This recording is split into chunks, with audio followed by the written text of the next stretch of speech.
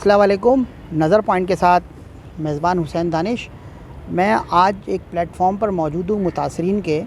عظیم آباد cooperative housing society ہے اور میرے لیفٹ ہینڈ پر میجر مسرت صاحب موجود ہیں اور میرے رائٹ ہینڈ پر جو ہے منظور صاحب ہیں. ان سے ہم گفتگو کریں گے. ان کی جو کوآپریٹیو ہاؤسنگ سوسائٹی ہے جس میں ان لوگوں کے پلاٹس وغیرہ پچھلے تقریباً 40 سال سے زائد کا عرصہ ہو چکا ہے. تو اس میں جو ہے کچھ ہرڈلز کچھ پرابلمز فیس کر رہے ہیں, یعنی تیسری نسل فیس کر رہی ہے وہ پلاٹنگ میں. تو ان سے ہم گفتگو کریں گے. پہلے میں منظور صاحب کی طرف جاؤں گا, اس کے بعد مسرت صاحب کی طرف آؤں گا.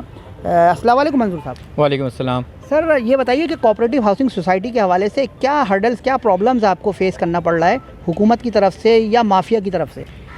جی, حکومت اور مافیا دونوں ہی ہیں اس میں شامل, اور اس کی وجہ یہ ہے کہ ہمارے ممبران ہیں تقریباً کوآپریٹیو سوسائٹی کے عظیم آباد کے 1700 کے قریب, اور ان تمام لوگوں کے ساتھ ایک بہت بڑا بلنڈر المیہ ہے اور اس میں ہم لوگوں کو انصاف نہیں مل رہا ہے, جس کے لیے ہم لوگ کوشاں ہیں. اور اس کے لیے ہم ہر گھر ہر دروازے پر جائیں گے جہاں سے ہمیں انصاف کی توقع ہو. مگر یہ ہے کہ ابھی تک کے ہمارے لیے تھوڑے سے مشکلات ہیں, مگر اس کے باوجود بھی ہم نے ہمت نہیں ہارنی ہے اور اپنا حق لینا ہے. اس کے لیے ہمیں چاہے چیف جسٹس صاحب تک جانا ہو, chief of the army staff تک جانا ہو, یا ہمارے جتنے بھی کنسرن ڈپارٹمنٹ ہیں اینٹی کرپشن چیئرمین جو ہیں ان تک بھی جانا ہو, ہم جائیں گے ضرور. اور اپنا حق ظاہر ہے کہ ہمیں لینا ہے. کیونکہ کس طریقے سے جائیں گے, کس طرح جائیں گے, کیا اینگل ہے آپ کا جانے کا؟ آپ نے کیا اسٹریٹجی بنائی ہوئی ہے ایسی جو آپ کے ساتھ زیادتی ہو رہی ہے لوگوں کے ساتھ؟ کچھ ایسے لوگ بھی ہیں جو مالکان ہیں, جو خاتون ہیں, جو بیمار ہیں بیچاری, اور ان کو ابھی تک اس کا قبضہ نہیں دیا گیا بلکہ ان کے پلاٹ پہ قبضہ کیا گیا ہے. تو اس کے حوالے سے آپ کیا بولیں گے, کس طرح آپ کا مینیج کریں گے؟ اصل میں سب سے پہلے تو ظاہر ہے کہ ہم کسی سے لڑ نہیں سکتے ہیں, کسی سے جنگ نہیں کر سکتے ہیں. ہم اپنا حق ڈاکومنٹری پروف کے تحت جو ہے عدالت میں ہمارا کیس ہے, جو کہ بہت بڑی چیز ہے عدالت میں کیس رہنا, اور اس کے باوجود بھی ہماری سنوائی نہ ہونا, اور اس پہ ڈے بائی ڈے جو ہے مافیا جس کا نام ہے عبدالخالق فاروقی صاحب, ان کی اما پہ سارے کام ہو رہے ہیں. اور ہمارے تو جج صاحب بھی ہمارا کیس نہیں سن رہے ہیں. انہیں چاہیے کہ جلد از جلد ہمارے کیس سنیں اور اس کو پائے تکمیل تک پہنچائیں. اچھا, دوسری چیز یہ ہے کہ جو ایک بہت بڑا ہے, جو مجھے افسوس ہوتا ہے, ہماری ایک ماں ہیں, ہماری ایک بہن ہیں جو کہ تقریباً 85 سال کی عمر میں ہیں, اور ان کے ساتھ اتنی زیادتی ہے کہ ان کو علاج کے لیے ظاہر ہے کہ ایک پلاٹ ہولڈر ہیں اور ان کے پاس شیئر سرٹیفکیٹ وغیرہ سب کچھ ہے, اس کے باوجود بھی ان کو ان کا حق نہیں مل رہا ہے, جس کی وجہ سے ان کی بیماری کو آگے بہتر کرنے کے لیے ان کو ظاہر ہے کہ پیسوں کی ضرورت ہے علاج کے لیے. تو اس میں ضروری ہے کہ ان کو ان کا حق دیا جائے. اگر ان کی آپ تصویر دیکھیں اور ان کی ویڈیو دیکھیں تو اندازہ ہوگا آپ کو کہ تکلیف ہوتی ہے ان ساری چیزوں سے. اور دوسری چیز, دوسرا جو ہمارا عمل ہے وہ یہ کہ ہم اپنی آواز سے تو کم از کم جا سکتے ہیں, ہم اپنے کردار سے تو جا سکتے ہیں, ہم اپنے مقصد پروٹیسٹ کے طور پہ تو جا سکتے ہیں. تو بس یہی ہمارے پاس ایک حل ہے, اس کے علاوہ ہمارے پاس کوئی حل نہیں ہے ایک عام شریف شہری کے حساب سے. تو ہمیں امید ہے کہ تمام کنسرنز اتھارٹیز جتنی ہیں وہ ہمیں ہمارا حق دیں, اور اس کے لیے ہم ہر کوشش کر کے اور ہر دروازے پر جائیں گے انشاءاللہ, اور اپنا حق ضرور لیں گے.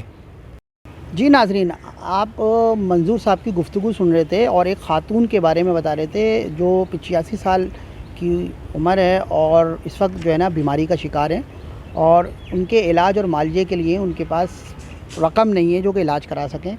اور اس سوسائٹی میں پلاٹ کی ہولڈر ہیں وہ, ان کے پاس ڈاکومنٹیشنز مکمل ہیں مگر کوئی سنوائی نہیں ہے. اب ہم گفتگو کریں گے میجر صاحب سے, کہ میجر مسرت صاحب سے, کہ اس کے حوالے سے وہ کیا اقدام کرنا چاہتے ہیں اور کیا انیشیٹو لینا چاہتے ہیں, اور آخر پچھلے دنوں میں یا پچھلے سالوں میں آخر کیا کیا اس سوسائٹی کے ساتھ جو متاثرین جو لوگ ہیں ان کے لیے. جی السلام علیکم.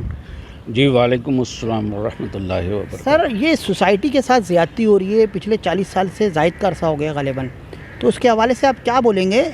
آخر کیا وجوہات ہیں جو زیادتی ہو رہی ہے؟ جی, میں پہلے تو آپ کا شکریہ ادا کروں گا کہ آپ نے یہ موقع دیا کہ آپ کے سامنے اور عوام کے سامنے اور اتھارٹیز جو ہیں ان سے بھی یہ بات پہنچنی چاہیے, پہنچے گی انشاءاللہ. بات یہ ہے کہ جیسا ہمارے منظور بھائی نے بھی کہا کہ 1970 میں یہ سوسائٹی بنی تھی. اچھا یہ بنی تھی سوسائٹی مگر اب کون سا 2023 چل رہا ہے, تو اب آپ سمجھ جائیں 30 سال ادھر اور 25 سال ادھر, 50 سے اوپر سال تقریباً ہو گئے, 50 سے اوپر ہی ہو گئے. تو اب اس میں ہمارے پاس جو کوئی چیز نہیں ہے. انفیکٹ 50 سالوں میں 3 نسلوں کا جو ہے دخل ہو گیا ہے. یہی میں ابھی یہ کہنا چاہ رہا تھا کہ یہ 3 ہمارے والدین کو ملا تھا یہ.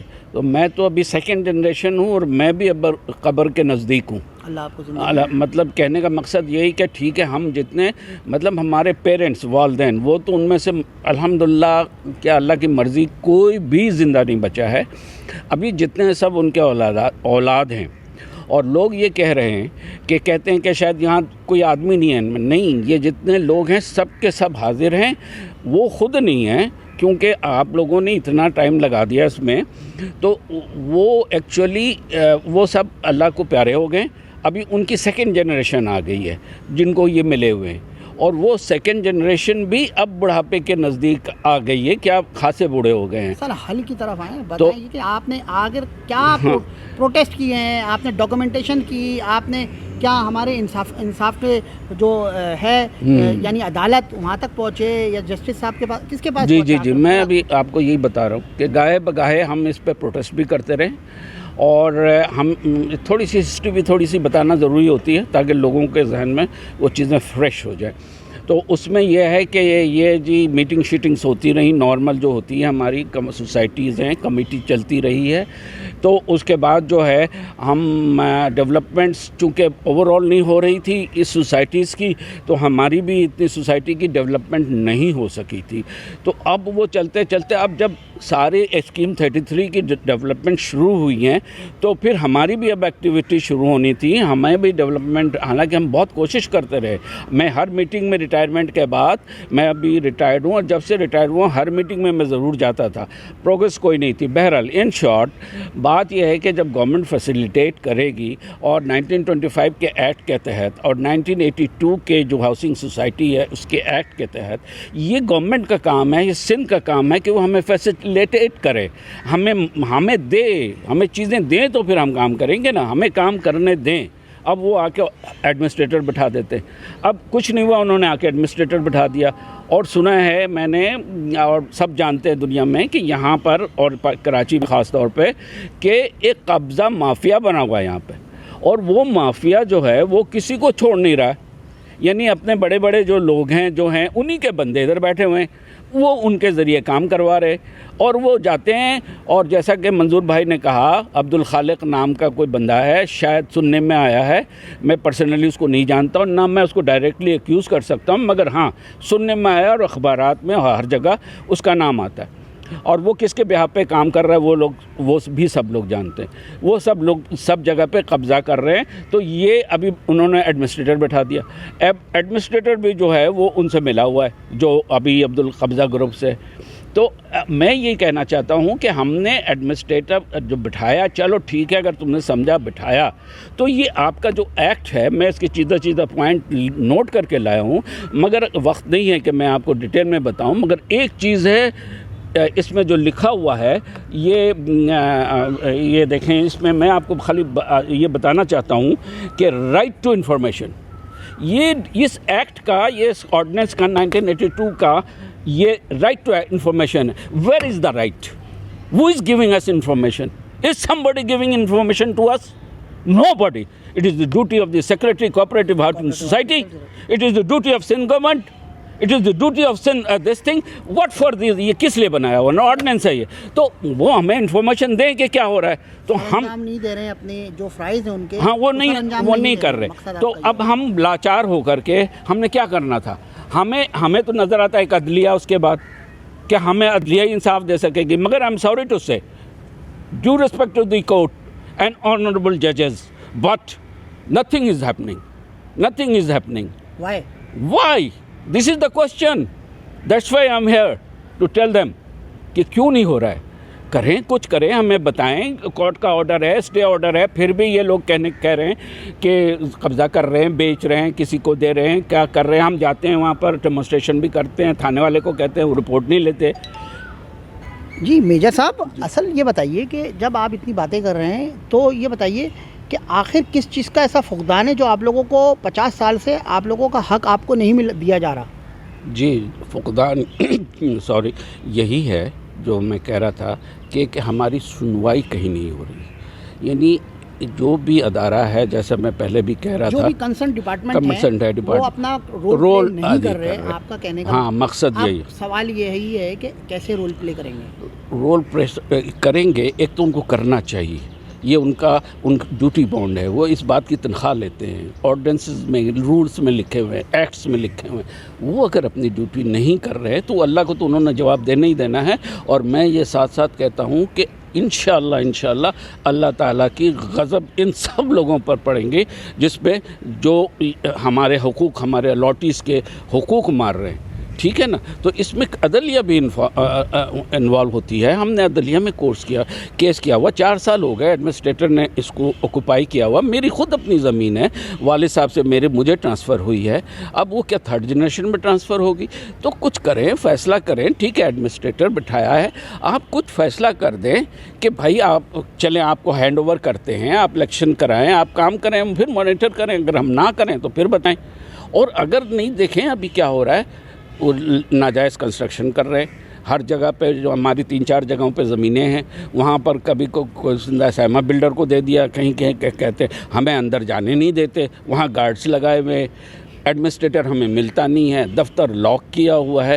حالانکہ اس آرڈیننس میں اس میں لکھا ہوا ہے کہ ایڈمنسٹریٹر کا صرف یہ کام ہے کہ وہ اس کو میں نے پورا آرڈیننس اور وہ ایکٹ پڑھا ہوا ہے. ایڈمنسٹریٹر مانیٹر کرے، اس کی لک آفٹر ہاں لوکر ایسی ہے. اور اس میں یہ بھی لکھا ہوا ہے کہ اس کی کمپیوٹرائز لسٹ بنائے. یہ لکھا ہوا ہے اس میں، کر کے سیٹ کر دے ریکارڈ، پھر دے دے ان کو. مگر یہ نہیں ہو رہا. ہائی کورٹ والے بھی، وہ خالق صاحب جو ہیں، عبدالخالق صاحب، پتہ نہیں وہ پیسے آئی ڈونٹ نو ان کا نام میں نہیں کرتا، مگر جو کنسرن لوگ ہیں پیسے دے کر کے کورٹ سے ڈیٹ بڑھوا لیتے ہیں. تو جج بھی کیا کرے بیچارہ. تو یہ مافیا ہے. تو ہماری اپیل ہے کہ ہمیں بتا تو دیا جائے کیا ہو رہا ہے. یعنی آپ کی باتوں سے یہ محسوس ہو رہا ہے کہ 4تھی جنریشن بھی یہ جو ہے وہ متاثر رہے گی. لگ رہا ہے مجھے یہی کہ یہ کہاں کا انصاف ہوگا. کیا اللہ کو جواب نہیں دینا انہوں نے؟ اب کہتے ہیں، لوگ کہہ رہے ہیں کہ جی فراڈ کاغذ ڈپلیکیٹ بنا کر بک رہے ہیں وہ. اور میں اسی کے ساتھ ساتھ ان لوگوں کو بھی، عوام کو بھی میں اپیل کرتا ہوں کہ پلیز عظیم آباد کے جو آپ کے پلاٹس ہیں وہ آپ لوگ نہ خریدیں. اگر جعل سازی سے بھی آپ کو بیچا جا رہا ہے، آپ کو ابھی سستا مل جائے گا، مگر بعد میں آپ پھنس جائیں گے، کیونکہ الٹیمیٹلی ہاں بن جائیں گی. مصیبت آپ کو آئے گی. اوریجنل الاٹی ہمیں، کورٹ تو ہمیں، اگر انصاف ہے اس پاکستان میں تو پھر تو ہمیں ملے گا. تو پھر آپ کا نقصان ہوگا. اس لیے میں آپ عوام کو بھی کہنا چاہتا ہوں کہ عظیم آباد سوسائٹی کی کم از کم، کیونکہ میں عظیم آباد کے لیے، اور اس طرح ساری سوسائٹیز میں ہو رہا ہے جہاں ایڈمنسٹریٹر بیٹھے ہیں، تو ان کو نہ خریدیں پلیز. اپنے انٹرسٹ میں بھی، اپنے اولاد کے لیے. ذکر ہوا، منظور صاحب نے ایک خاتون کا ذکر کیا. جی تو علاج معالجہ کے لیے بڑا مسئلہ ہو رہا ہے اس کے لیے. ایسے بہت سے کیسز ہوں گے یقیناً جو پلاٹ ہولڈر ہیں. اس کے حوالے سے کیا آپ کی سوسائٹی کیا کرنا چاہ رہی ہے، کیا کر سکتی ہے؟ دیکھیں ہم کیا کر سکتے ہیں، مجبور ہیں. چلو اپنی طرف سے تو کچھ مدد کر دے سکتے، مگر وہ پلاٹ جب تک ہمیں ملے گا نہیں واپس، ہماری سوسائٹی کو الیکشن کرا کے دیا نہیں جائے گا واپس، تو یا اوپن مارکیٹ میں ہم اسے بیچ سکیں. ابھی تو بیچنے پہ تو پابندی ہے، اور ایکٹ کے تحت بھی لکھا ہوا ہے کہ اس طرح نہیں بیچا جا سکتا ہے، مگر وہ بیچ رہے. اب جو اوریجنل لوگ ہیں وہ تو پھر پھڈا ان کے لیے کر دیا نا آپ نے. چوتھی جنریشن کے لیے بھی مصیبت ڈال رہے ہیں آپ، کہ وہ بیچارے پھر اس میں ڈپلیکیٹ فائلوں کے پیچھے پھرتے رہیں گے. تو اس لیے ہم کوشش یہی کر رہے ہیں ان کے لیے، ان جیسے تمام لوگوں کے لیے، کہ یہ ہمیں مل جائے، واپس مل جائے. ہمارا کوئی نہیں، ہمارا تو رجسٹرڈ اچھا خاصا صاف ستھرا، سب سے صاف ستھرا ہماری سوسائٹی ہے. اور اس کے بعد جو ہے اس میں ہمیں دے دیا جائے، اور پھر ہمیں کام کرنے دیں.